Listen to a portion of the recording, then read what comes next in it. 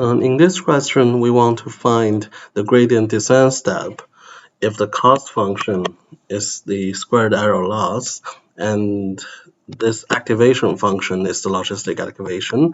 So AI is basically 1 over 1 plus e to the power minus w transpose x plus b. And there's an I here. So when we're talking about gradient descent, it's just w is w going in the other direction of the gradient, alpha times the gradient, and the gradient is the derivative of c with respect to w. So when you compute this, you can just do it component-wise, which means you differentiate c with respect to j, wj, and then update that j component of the w vector. So we're just going to calculate this. Everything else should be given. Okay, so now we want to calculate this c function with respect to this w here, and we just want one particular one, which is wj. So this is basically the sum of wj xij. J is going through all the features. So this is w transpose x part. And the derivative basically becomes, with respect to wj, is just using the chain rule. First,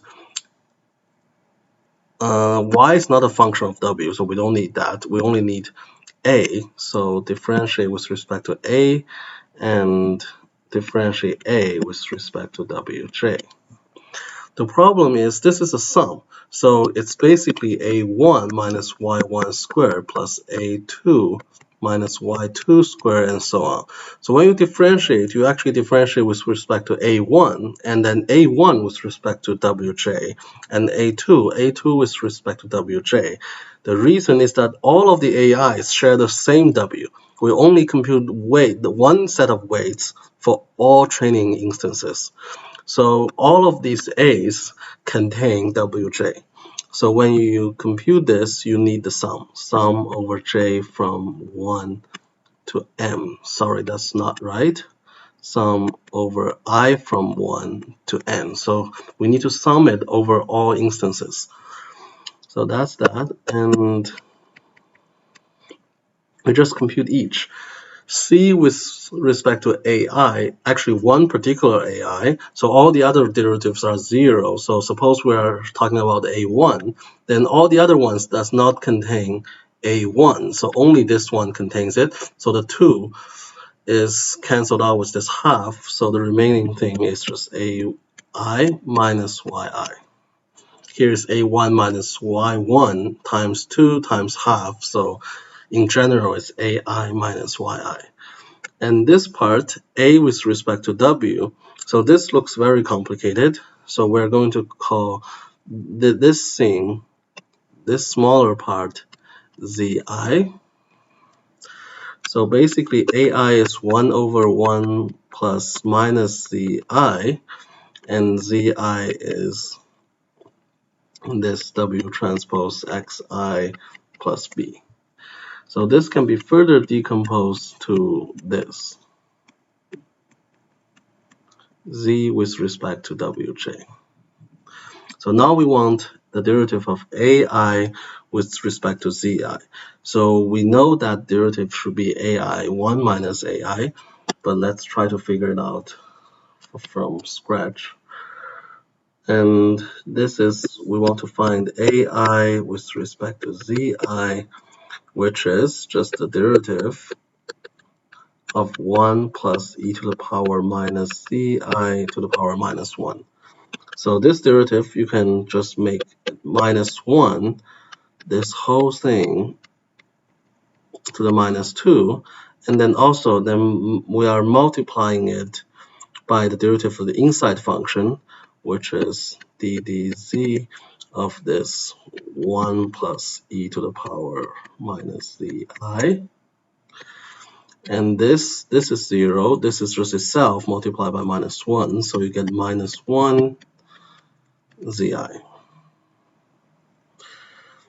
So let's combine them and put them back. So this thing is basically the two minus ones cancel out, and this leaves you with e to the minus zi over 1 plus e to the minus zi, the whole thing squared. And what is this? This you can put it into two parts. One is 1 plus this, or 1 over this. The other one is e to the minus zi over this. So look, if you look at this, this is just AI. If you look at this, this is actually 1 minus AI. So if you do 1 minus AI, you can see it's just the same denominator. And then on the top is 1 plus e to the minus zi minus 1. So it's just e to the minus zi. So it's exactly that part. So now we know that this part is AI 1 minus AI. And so we only end up with the last part, which is z with respect to w. And note that we have this function here. And when you take the derivative of this sum, all the other terms are irrelevant because we only care about wj, and the derivative is xij. So xij here. So this part xij, this red part ai 1 minus ai. So if you combine them, it's, let's write it somewhere. The gradient of c with respect to wj is basically the sum over I from 1 to n, ai minus yi, ai 1 minus ai, and then xij. So if you make a vector, basically remove this j, you also remove the j here, basically making x a vector, then the whole thing will be a vector because nothing else depends on j actually. So you'll find the expression is this. That's not right.